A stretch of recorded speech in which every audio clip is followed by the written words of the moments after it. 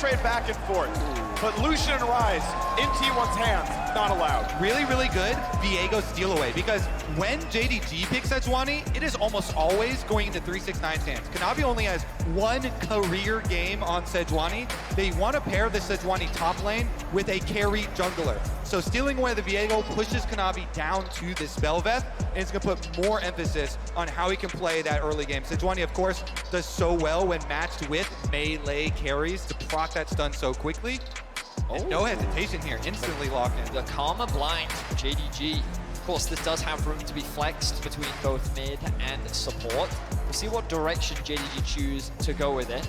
Somewhat ironic that it was that Karma from many years ago in Faker's hands. Regardless, the Varus locked in for Gumayushi. Another big comfort pick for him, something that gives him a lot of agency in the bot lane. Often they will pair it up alongside the Tahm Kench for carrier, and we saw how dominant they could be as they demonstrated when they played up against RNG in the quarterfinals. Yeah, I think the focus on bottom lane and getting a powerful bottom lane for JDG is necessary because, let's be honest, T1 have completely bot diffed this series thus far. They have. When you pick Karma this early, what you get is a flex pick that can either guarantee a pushing heavy poke bottom lane for you, or even allow Yagao to take it into mid lane if they really want to pull some crazy stuff here and do a bottom lane counter pick later. Karma always pairs well with double poke lanes like Ezreal, so let's take a look here. They're still banning Yagao. Yep, and bandits a good safety choice here out of Gumayushi as well. No Tahm Kench from there is a very common pick. Obviously Karma, a small takeaway for that lane as well. It's just so much lane dominance, you really can't be out-pushed. We'll see if Heimer ends up making its debut on this one, but a ways to go until we see that. Second bans to come through. No Ashe looking again at lane dominant. It means that Ezreal is available, though not a huge favorite. Crazy, interesting test now we're putting too. T1 have done this multiple times where on this third pick, they pick a mid lane and then ban to protect it. Yagao has always countered with the Taliyah. They're saying, hey, you're not gonna pick the Akali, the kill counter into Azir. That is very normal. I wanna see if that is actually true. If he goes onto the Sylas again. Renata is a very good answer here from T1. Very safe. So far, their draft, I would say, is just very safe. There's very few holes in what they've got. They've got a lot of long range at their disposal. They have solid engage thanks to the Varus. They have good disengage or follow-up with the Renata ultimate when combined with Varus. They have a lot of skill expression and pick. Like, it just depends on how they round out their composition. Do they want more engage? Do they want side lane threat? There's a lot of flexibility here for T1. Yeah, T1 are showing really good counter engage right now. As you mentioned, Renata ult's so good when the team is charging into you. That Sejuani, that Belveth on the front lines. Locking it up here with the Jhin for bottom lane. There's that Sylas we were talking about because Yagao has not shown the preference for the Akali answer into Azir. Almost always, this Sylas, he goes right back to it. The couple cheeky hovers there. Carrier playing with the fans' hearts. What direction will they go in? We expect Zeus to have a deep champion pool and he will lock in his Gragas. A long time comfort for Zeus. He's been playing it ever since he first joined the LCK, even in some of his debut appearances. And into a tank matchup, it's something that he can feel very confident and safe in. Again, offers more disengage when complemented well with both Renata and the Azir, along with adding to the pick options that they have, thanks to the flexibility of the Gragas ult. Yep, completely agree. And I love it specifically into Kanavi Belveth. When you're playing against JDG, you're always looking to answer Kanavi. He's the focus, and multiple forms of interrupt are so powerful versus champion. You need to have something to interrupt the E from this champion. If you can get rid of that damage reduction, it does not operate anymore in team fights. And Gragas being... In a row, the LPL made the World Finals. A different team each time. JDG, the most unlikely of candidates. 369 cut from top eSports. Hope and Missing cut from their relative teams as well. JDG signed them, win the summer split, and now the last hope of their country. Need to win 2 in a row. Let's see if they can usurp T1. Right now leading the series. They're looking to get early information on the bot side of the map. making sure that the bot lane 2 versus 2 has a little bit more control. We've been seeing Guma and Carrier be hyper-aggressive in the bot lane 2 versus 2, sometimes to a fault, where they have been killed in the 2 versus 2 by Hope and Missing. What I think is scary about this Jhin and Karma lane is it does have a lot of power in its straight-up 2v2 with the amount of poke and damage, especially with that 4th shot from the Jhin. Yeah, what you get when you invest in this lane for JDG is way, way, way more safety for your bottom lane. It's double poke, as you mentioned. It's also, Jhin is one of the AD carries that can start with Boots Potion. Very rare. So much more sustain with the extra potion down there for him in case he gets the worst of the trades, because let's be honest, what we've seen in this series is the T1 bottom lane that was promised. They were prophesized, they were talked up as being the best bottom lane in the world, and they only lost that title due to some underperformances in summer, but it's really nice on the world stage to see Gumayusi and Keria truly living up to some of that hype. And it really has been in the team fights where we've been seeing Guma really step up alongside Carrier, of course. You don't want to take anything away from the support of T1. The fact that he went deathless for so long in both Game 1 and Game 2, his Nami was phenomenal. Now we'll finally get to see him on something a little bit different alongside Guma and see how much of an impact they can have in this game, as they are getting pushed in at these early levels, kind of as we expected in the 2v2 matchup. Yeah, and we've seen him already with some, I would say, game-winning Renata ultimates in this tournament. See if he can... Oh, damn, the double poke. Cleanse Ignite versus Cleanse Ignite. That means there is no heal. There's no way to get your health back up. You can drop the dot, but the first take of Ignite will still land. Summoner spell-wise, arguably Ignite counters Cleanse. And throughout the series, we have been seeing... Flash, handshake back, trying to burn him down, and he will drop the T1 bottom lane. Continues to dominate. Keria, that was magnificent. Are you kidding? The handshake right on Missing as he flashes. Holy moly, predicted, outplayed, annihilated. This T1 bottom lane, the one that was promised, absolutely insane. I mean, that I feel caught everyone off guard. Carrier played that so well. For sure, Missing was caught off guard. Just as we were singing his praises, wow. He's able to find a play like that. The burst damage was ridiculous. So let's have a look back and see how he does it. Flash, handshake, root. It's just clean, isn't it? No bit of damage was missed. Really understanding the limits of his champion. You give him a champion that has a little bit more agency than an army, and he does stuff like that. You can see why Carrier is so respected worldwide. Finds a knock-up, decent damage. Another turret's be a bit much, takes a shot, but it does put damage in toward Faker. Kanavi always happy to share a bit of XP with a laner. Total experience for your team does go up that way, but it will slightly delay Yagao's road to 6. Yeah, man. Keria flashing in for the point-blank handshake, just knowing there's not going to be a response and a return visit now. Owner is down here. Keria moves in again. Hope has cleanse, Hope has flash. Keria gonna hold on to it. There we go, gets away from both skill shots at once. Not gonna find the poke back either. The awkward thing for JDG's bot lane now is their wave is in a terrible state and their jungler is nowhere near to offer support.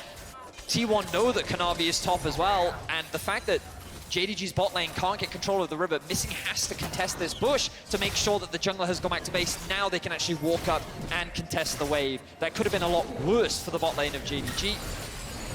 Playing towards the top side has not worked thus far for JDG. Let's see if it does this time around as Owner comes over to cover Zeus on this big cannon wave that's coming into him. It's a big farm lead for 369, but you're right, only in the Jax game did the top priority turn into a win. And Sejuani, not exactly a carry, though really good damage out of Yagao. 100 health left on the Faker, able to eat back in. Owner now spotted on the Viego. Is Yagao going to be really in danger? Gets away from the stun, but it does mean he's got to drop away from this wave for a bit. Yeah, he's going to chase him off. Yagao had already teleported back, so Faker actually, even though his wave is pushing, he can teleport right back to this lane. That's why Owner's not hard shoving instantly. Looks like he is going to walk it in there anyways, but Yagao already using his teleport means the extra damage there from Owner is going to stick, and it should allow Faker to continue trying to abuse the range matchup here, pushing in on Yagao, poking him under tower as he tries to pick up him. We didn't talk about it, but this is actually Faker's first Azir game at Worlds. Of course, the man is very familiar with Azir. See if JDG can find a pick on a nice sidestep from Faker. Oh, guesses that Faker will juke left, but Faker holds the course. Gets away from the stun. Yagao chunked down to 300. He is sidestepping everything. How can you pin down a T1 member when they don't even flash. They have the confidence to juke every skill shot you throw at them. Beautiful play there from Faker. He's used to the pressure from Kanavi at this point, and with the push that they have in bot lane and the fact that Kanavi coming mid just allows Yagao to go back to base means that there's a very easy opportunity to secure this first dragon. Very well played from T1 in the early game, starting to build a small gold lead. I mean, honestly, I would be demoralized going for ganks on this guy and having him just completely juke it out. He holds onto his flash both times.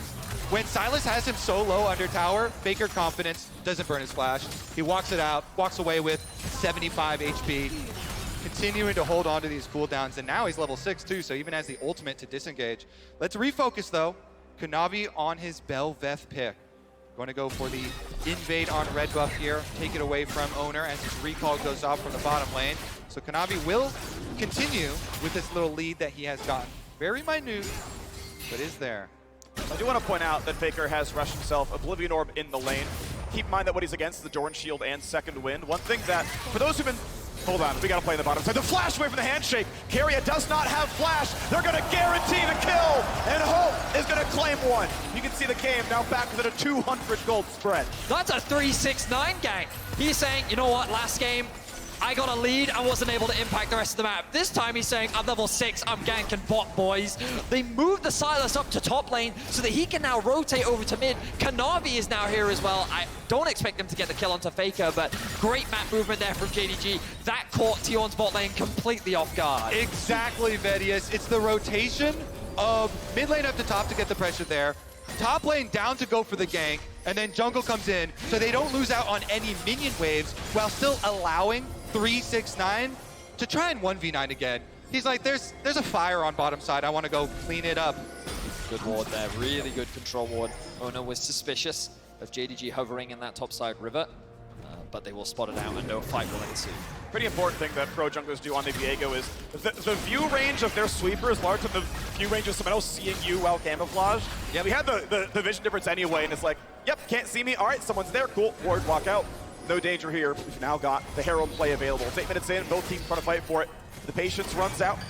No one's killing it yet. So the objective is slow to secure, which gives time for JDG to push out top and mid wave.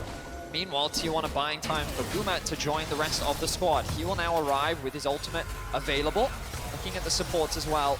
Curious as to how close they are to level 6, because that really could be the difference maker in the fight, as we see both teams once again contesting over this mid wave. 5 flashes up for T1. Missing both from the bottom lane, and of course he's going to bring one his side, but he's got his ulti up. Cleanse ability for Gumi, I mean, there's only so many good targets. His Herald's being attacked. T1, will they find their way in? Barrel spots a ward, and they're gonna knock that down with a trinket themselves. Stolen Cask is only a disengage. Ultimately, JDG do not find their way out of the Herald yet. Yeah, they're gonna restart it, try and pull them back in. Owner still lurking around with the camouflage on. So the awkward thing for JDG right now is there is a big wave stacking up in the bot lane that is just bleeding away minions. The engage. Gonna find the root. The ulti from Varus doesn't get too much more. The re-engage looks pretty good. Yagao flashes in for a bit of damage. Ulti stun's gonna land. Can they kill Owner? He dives in, and the Berserk comes across. Kanavi is low, gets the kill, and he goes 1 for 1. Looking for a bit more now. Yagao is in the front line. Already though, Sejuani is dead. Faker flashes, Ignite kills him, and Hope is safe in the wings, but the CC is too good. Yagao will die, delivers himself to death. 4th shot, not quite the kill. Karma can't get it either. Sidestepping the last shot just barely. Gumayushi still safe. Gumayushi still firing. Slowed down, but without mana cannot secure a kill. Wow, what a crazy fight. Every single member walking away on such low health bars, but Guma continues to be clean, sidestepping everything, but T1 walk away the victors of the fight as JDG secure themselves the Herald. I love it because even though the kills were close, we burn away all the flashes. Look at this, flash initiation for Guma, but Hope has cleansed.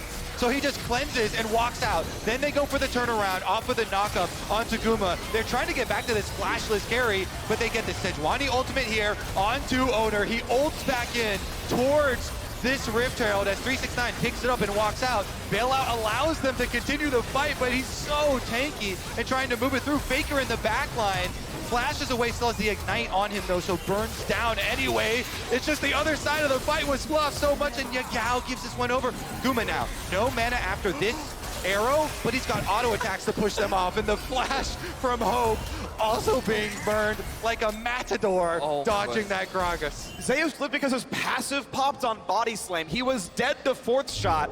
Somehow Hope was like, this might not kill. I gotta flash the body slam that could have landed on me. Somehow was right about that one. He lived with a sliver of health. The thing that got me about that fight was in the replay seeing Faker just glide into the backline and he just looked at the AD carry and both ultimates were just in this really awkward position. But at the end of the day, T1 walk away as the victors of the fight. And again, huge credit to Gumayushi, been involved in every single kill alongside his support. That's another dragon secured for T1. Similar to last game, we find themselves with control over these early objectives. But how can JDG now use this early Herald to gain an advantage over T1? Well, right now it's 3 plates left on the top side. 369 was given the gold in the previous game on Renekton. Now on Sejuani, still again not a carry champion. Love to see him get it somewhere else, but I guess it'll be shared by Kanavi. 369 actually going to take his share of the gold. See if Velvet can be a big enough carry. Certainly 369 is up in farm, but will that matter enough? Yeah, we're seeing it again and again. JDG trying to have Kanavi and 369 carry these games because T1's bottom lane is just relentless. Again, this Rift Herald used on top side does get a pretty high value secondary charge, but bottom lane is kind of Flash stun. Varus can't land it himself though, forcing the flash that are missing. He will stay alive, trading flashes with the opposing jungler. But with the wave thinning out, they're not going to get much more than this damage. The plate itself will not drop. Hope wants his fourth shot, can't quite get it. There we go, Guma takes the trade. And with Varus ulti on, there's a chance they find that kill. They gotta block the shots, they will do so. The shields come out as well from the support. Get away from the deadly flourish. Well played by T1 to get away unscathed, but you can see the biggest difference between this game and the last two. There's no Faker. Faker on the rise, roaming to bot lane to create this 4-man stack dive, made it so much harder for Hope and Missing to weather the storm. But in a 3 versus 2, with the Karma, with the additional shields and mobility that they have, it's that much safer compared to what we saw before, which means that they hold on to their tower, and JDG have now accrued an ever so slight gold advantage while not having the AD carry be put behind in the same way. Yeah, this is a much different style of comp from T1 this time around. Tank on the top side for Zeus, scaling teamfight carry mage for Faker this time around. A lot less roaming, less of those chaotic, scrappy plays, building up for a little bit more of the front to back. But we've already seen crazy things like Guma flashing forward to go for the Varus initiations as well. And it's only a 200 gold lead between the two AD carries. You have to feel bad for Missing, trying his best to get level 6, now does have it, but has been losing out a lot on XP. His owner now getting bullied out by 369. I don't expect much more to come off the back of this. We kind of turn our attention to objectives as an ultimate comes down. Catches them both, has to cleanse, still 4 shots a teammate, has to get away from Varus ulti, and Missing will die. Round 2 isn't good enough, he's running out of the tower. Guma, get a shot, and T1 get a double kill. This T1 bottom lane don't miss.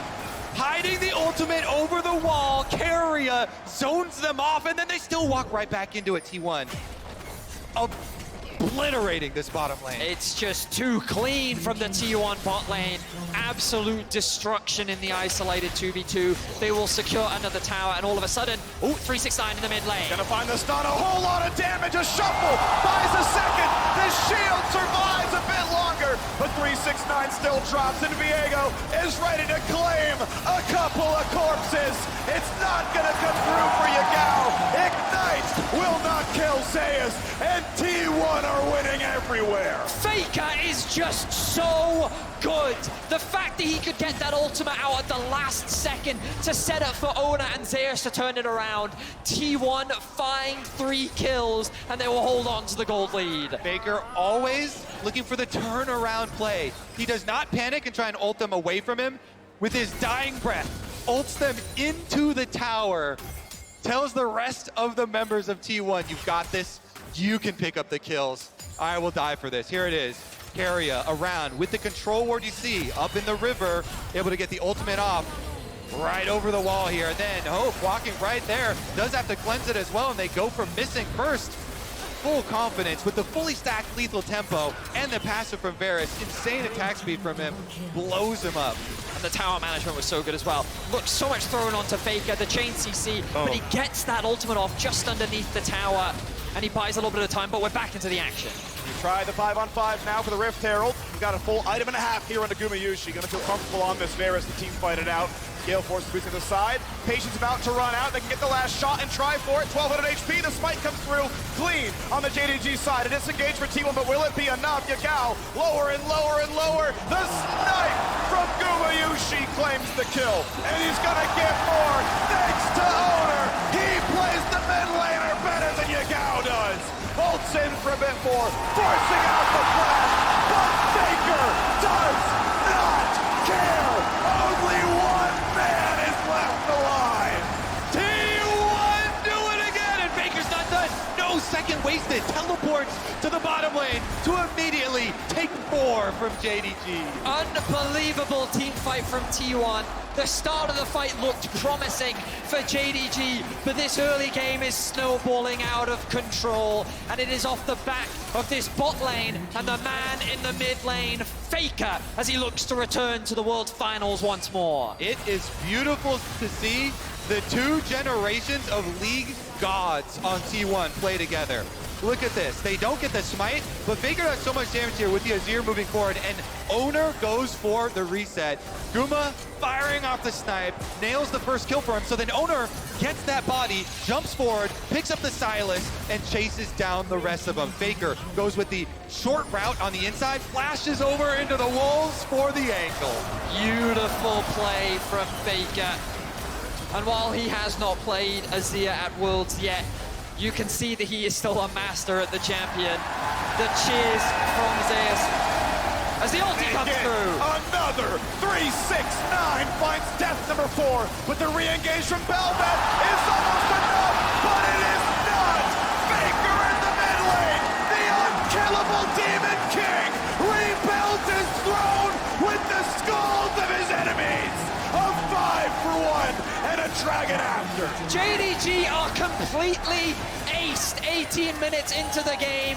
T1 are playing with nothing but confidence as they rip apart the last hope of the LPL. Faker's never been eliminated by an LPL team, and he sure as hell is not going to start today.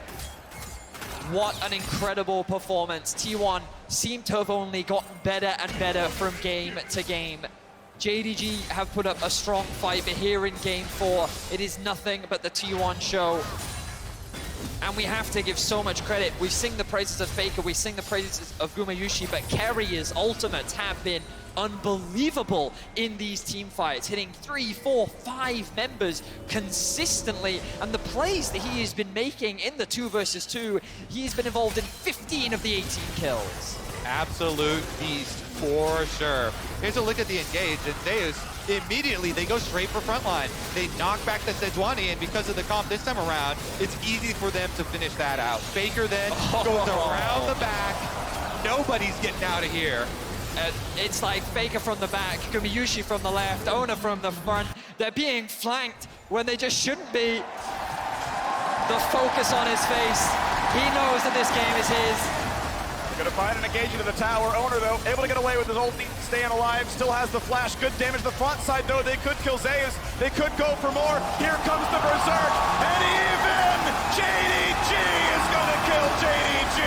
The T1 reinforcements arrive, and it's a 4-0.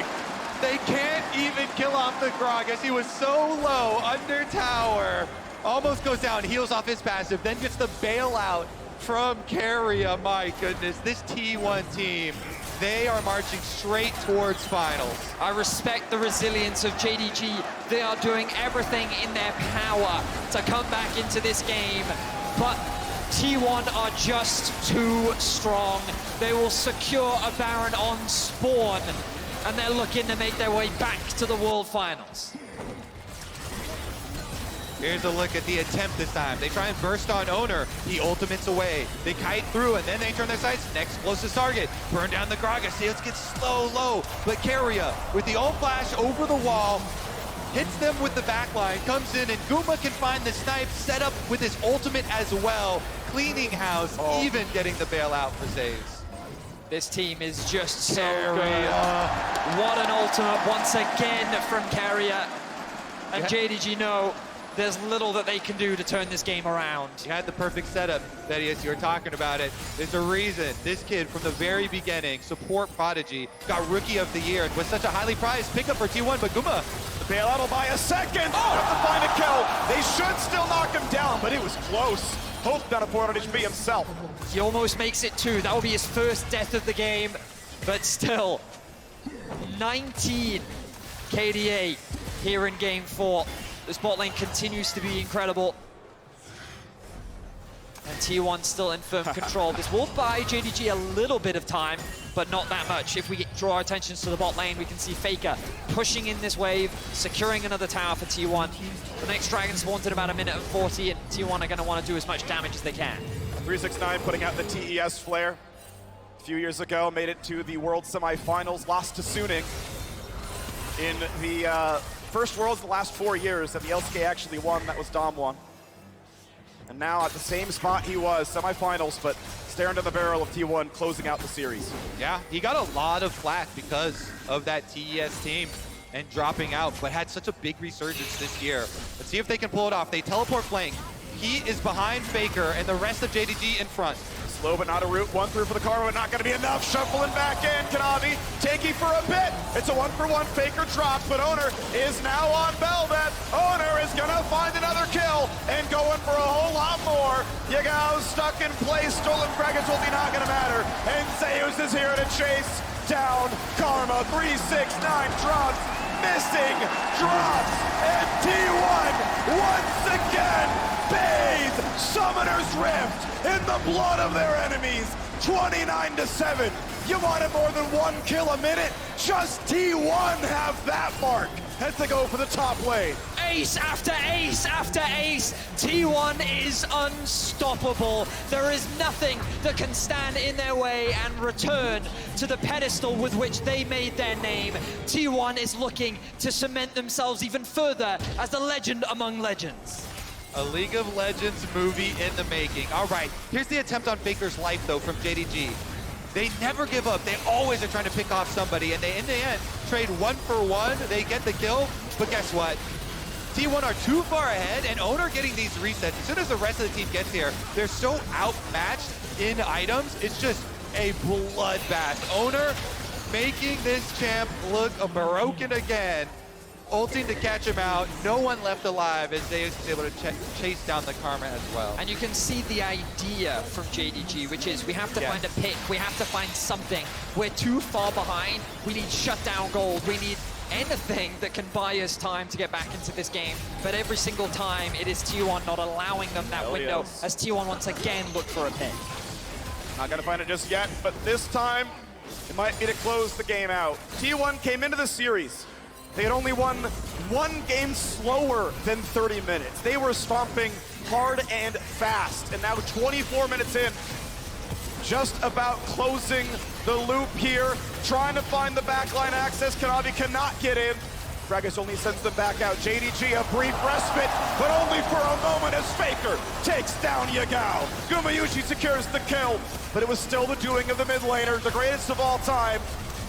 10 years in his career, 5 years since Ruler kicked him out in the finals. And tomorrow we may see him rematch that man for his 4th title. The Nexus turrets fall. T1 back to the finals for the first time in 5 years. And a team full of homegrown, home-scouted talent. And a stomping game 4 over JDG.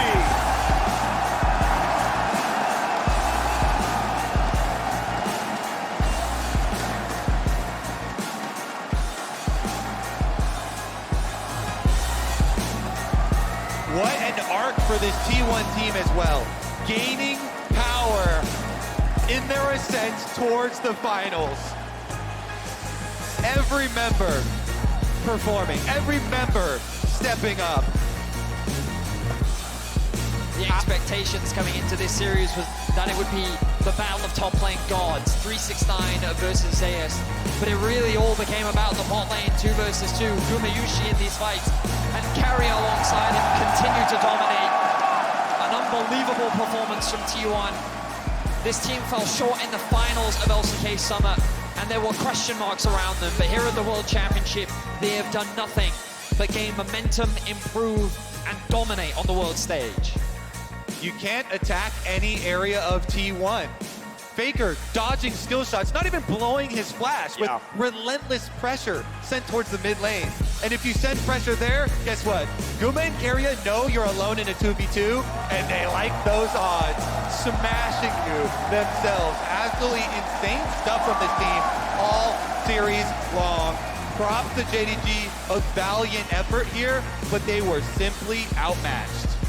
Beautifully done here by T1, another world semifinal.